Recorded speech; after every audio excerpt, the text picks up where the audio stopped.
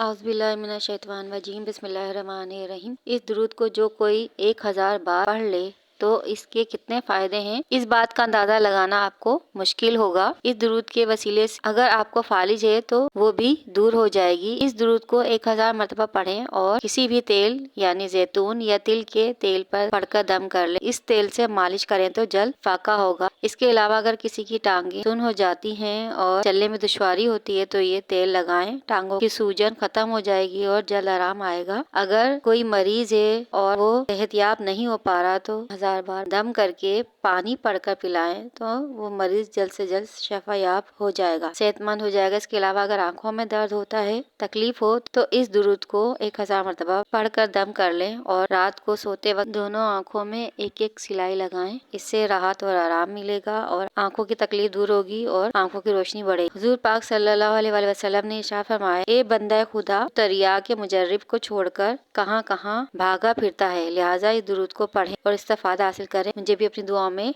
याद रखें।